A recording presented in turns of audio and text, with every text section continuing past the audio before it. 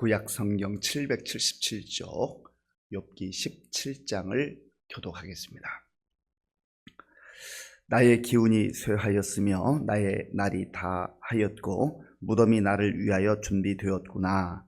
나를 조롱하는 자들이 나와 함께 있으므로 내 눈이 그들의 충동함을 항상 보는구나.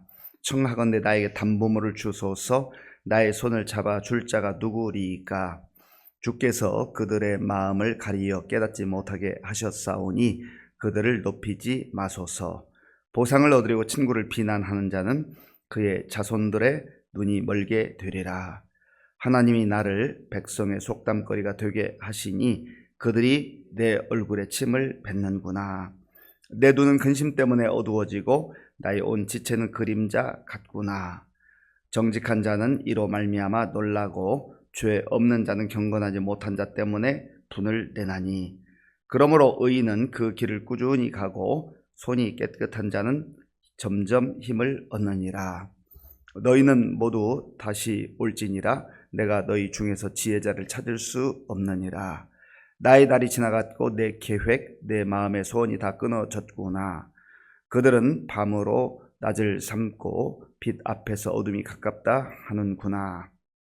내가 서울이 내 집이 되기를 희망하여 내 침상을 흑암에 펴 놓음에, 무덤에게 너는 내 아버지라 구더기에게 너는 내 어머니 내 자매라 할지라도 나의 희망이 어디 있으며 나의 희망을 누가 보겠느냐?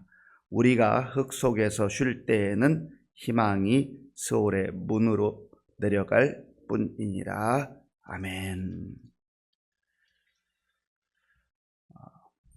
대만 사람 엘리바스가 말한 다음에 이제 욥이 계속해서 답변하는, 또 자기의 심정을 토로하는 그런 내용입니다. 17장에서 보면 욥은 참 너무나 힘들고 어려운 상황 속에서 자신이 점점점 이제 죽음에 직면하고 있다라고 하는 것을 토로하고 있습니다. 우리가 이 말씀을 읽을 때에, 또 묵상할 때 객관적인 입장에서 볼 수도 있지만, 내가 지금 욥과 같은 상황이라면, 욥과 같은 그러한 고통 중에 있다면 나는 어떤 말을 할 수 있을까? 어떤 생각을 할 수 있을까?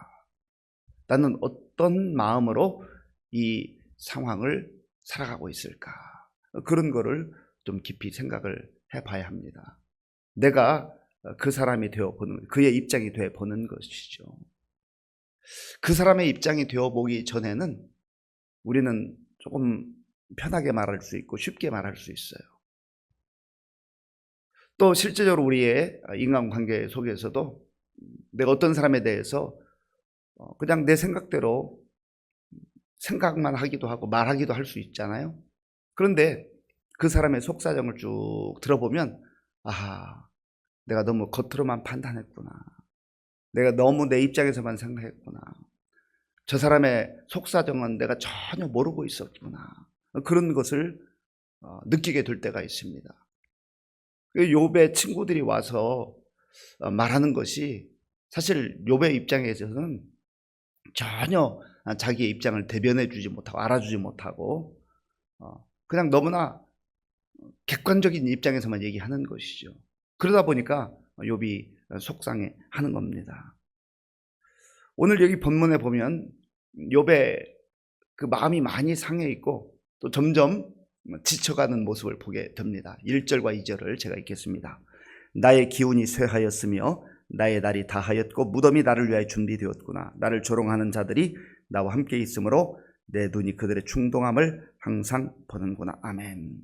지금 자기 자신은 거의 기력을 잃어버렸다는, 기운이 쇠하였으며 나의 날이 다하였고 이제 죽음이 임박한 것 같은, 곧 죽을 것 같은 그러한 느낌을 갖게 됐다라는 겁니다. 무덤이 나를 위하여 준비되었구나. 그런 상황 속에 있는데 친구들은 와서 너 죄 회개해라. 너가 잘못했다. 그러면 하나님께서 회복시켜 주실 것이다. 그런 원론적인 얘기만 하고 있다라고 하는 겁니다. 그리고 욥은 그의 친구들을 오늘 2절에서는 이렇게 표현하죠. 그들은 나를 위로하는 자들이 아니라 나를 조롱하는 자들이라. 사실 이 세 명의 친구가 처음에 올 때는 조롱하기 위해서 온 거 아니잖아요. 비난하고 정죄하고 판단하기 위해서 온 것 아니잖아요. 그들은 위로자들로 왔습니다. 처음 올 때는 좋은 마음을 가지고 좋은 동기를 가지고 왔어요. 그런데 실제적으로는 그들이 위로자가 되지 못하고 오히려 욥을 조롱하는 자로 전락하고 말았다라고 하는 겁니다.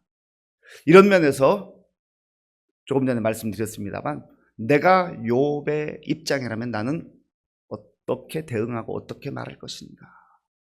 그리고 내가 만약에 이 욥의 친구들이었다고 한다면 이런 상황 속에서 욥에게 어떤 말을 했을까. 이런 부분을 한번 깊이 돌아봐야 한다는 거예요. 그리고 이것은 성경을 통해서 하나님께서 우리에게 주시는 지혜와 깨달음을 가지고 내 삶의 환경 속에서 때로는 가족일 수도 있고 뭐 가까이 있는 남편과 아내일 수 있고 자녀들일 수 있고 부모님일 수도 있잖아요. 그들을 위로하고 그들의 아픔을 감싸주고 그런 사람으로 살아가고 있는가, 아니면 그들의 상처에 더 고통을 안겨주고 오히려 그들을 조롱하는 그러한 삶을 살아가고 있는가. 중요한 것은 우리가 말씀을 깊이 깨닫고 내 삶에 적용하는 거잖아요. 나의 삶이 달라지는 거잖아요. 하나님 기뻐하는 모습으로 그렇게 살아가는 거잖아요. 중요한 것은 하나님의 마음을 품는 거예요. 아버지의 마음을 품는 거죠. 아버지의 시선을 가지고 상대방을 바라보는 겁니다. 이것이 바로 예수를 잘 믿는 것이고 또 성령이 충만한 모습이고 성숙한 모습이라고 하는 겁니다. 그런데 우리는 예배는 예배대로 드리고 기도는 기도대로 하고 살아가는 건 또 다르게 살아가요. 그냥 내 본능적 모습으로 살아갈 때가 많다라는, 세상에서 경험하고 세상에서 내가 어떻게 지식을 얻고 하는 그런 것으로 또 다 따로따로 떨어져 있다는 거죠. 중요한 것은 우리의 삶이 정말 주님의 마음을 가지고 또 주님의 시선을 가지고 살아가는 것이 중요하다라는 겁니다. 하나님께서 욥을 조롱하지 않잖아요. 하나님의 특별한 섭리 가운데 이런 고통과 환난을 허락하시긴 했지만 하나님이 이 친구들처럼 욥을 조롱하지는 않잖아요. 하나님의 침묵의 시간이 있을지언정 하나님이 이 욥과 함께 하시고 그를 눈여겨보고 있다는 거예요. 이런 상황 속에서 욥의 고백이 무엇입니까? 3절 말씀 우리 함께 읽겠습니다. 청하건대 나에게 담보물을 주소서, 나의 손을 잡아줄 자가 누구리이까? 아멘. 하나님, 이 친구들이 나를 위로하기 위해서 왔지만 그들은 나를 조롱하고 모욕하고 오히려 내 상처를 깊게 하고 있습니다. 이런 상황 속에서 내 손을 잡아줄 분이 누구입니까? 누가 나를 알아주고 누가 나의 손을 잡아줄 수 있습니까? 이 질문 속에는 하나님밖에 없습니다.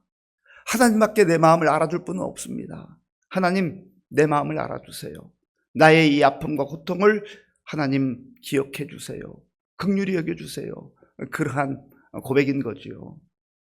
이 내용을 다른 말로 표현하면 하나님, 저를 불쌍히 여겨주세요. 저를 긍휼히 여겨주세요라고 하는 아주 간절한 마음과 또 믿음이 담겨있는 그러한 절박한 기도와도 같은 겁니다. 지금 친구들이 와서 이렇게 욥과 대화하고 있는데 욥은 이렇게 말합니다. 하나님께서 그들의 눈을 마치 가린 것 같습니다. 그래서 그들이 분별하지 못하고 깨닫지 못하고 함부로 말하고 있다는 거죠. 그 내용이 4절에 있어요. 주께서 그들의 마음을 가리어 깨닫지 못하게 하셨사오니 그들을 높이지 마소서. 아멘. 그래서 결국은 이 친구들로 인하여서 자기가 조롱을 당하고 모욕을 당하고 놀림거리가 됐다라는 겁니다. 6절, 7절에 그 내용이 있는데요. 6절, 7절 우리 함께 읽겠습니다. 하나님이 나를 백성의 속담거리가 되게 하시니 그들이 내 얼굴에 침을 뱉는구나. 내 눈은 근심 때문에 어두워지고 나의 온 지체는 그림자 같구나. 아멘. 그들이 나를 조롱하고 오히려 나에게 침을 뱉고 얼마나 모욕적이에요. 친구들인데 그동안 좋은 관계를 맺고 살아왔는데 왜 이렇게 됐는가 탄식하고 있는 겁니다. 그러면서 욥은 자기 자신의 지금 상황이 근심 때문에 눈이 어두워졌다. 그리고 자기 자신의 온 지체는 그림자 같구나. 그림자는 해가 비출 때도 있지만 해가 사라지면 금방 없어지잖아요. 잠시 있다가 없어지는 것과 같은 그런 존재가 됐구나 라고 그렇게 탄식하고 있는 겁니다. 그럼에도 불구하고 욥의 마음속에 간직하고 있는 게 있어요. 놓을 수 없는 게 있어요. 꼭 붙들고 있는 게 있어요. 그것이 바로 9절입니다. 9절 우리 함께 읽겠습니다. 그러므로 의인은 그 길을 꾸준히 가고 손이 깨끗한 자는 점점 힘을 얻느니라. 아멘. 의인은 그 길을 꾸준히 가고 비록 시련도 있고 역경도 있고 이해할 수 없는 고통이 있지만 그러나 의인은 하나님의 백성은 하나님을 경외하는 사람은 그 길을 꾸준히 간다라는 거예요. 그 길이 무슨 길입니까? 믿음의 길이에요. 생명의 길이에요. 은혜의 길이에요. 예수님께서 내가 길이다 말씀하셨잖아요. 그 길로 꾸준히 간다는 말은 아무리 힘들고 어려워도 비록 자기의 아픔과 고통을 이렇게 격렬하게 토로하고 있기는 하지만 결코 하나님을 떠날 수 없다는 거예요.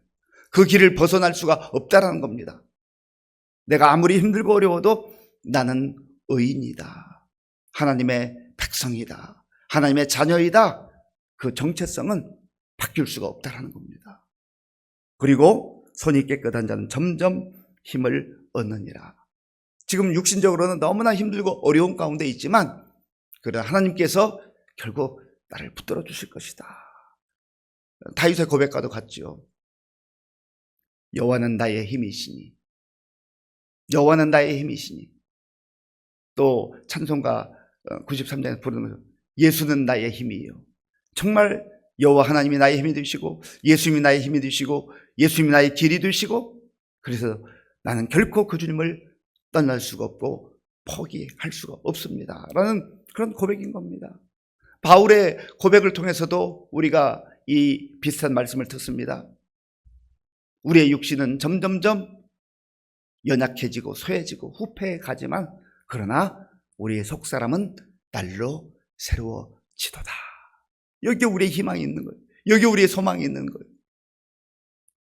하나님의 사람들도 하나님의 백성들도 때로는 이해할 수 없는 그런 고통과 역경을 통과해야 될 때가 있어요. 이게 욥의 문제만 있겠습니까? 아마 오늘 이 새벽을 깨우며 주님 앞에 눈물로 간구한 우리 성도들 가운데도 하나님 도대체 이해할 수가 없습니다. 왜 내가 이런 시련과 고통을 겪어야 됩니까? 하나님 내가 무슨 잘못을 했습니까? 의로워서가 아니라 완벽해서가 아니라 나의 근본적 죄와 연약함과 허물을 하나님 앞에 인정하지만 그러나 하나님 내가 믿음으로 살려고 하나님 뜻대로 살려고 발버둥치는데 왜 이런 조롱거리를 당하고 왜 이런 조롱을 당하고 모욕을 당해야 됩니까?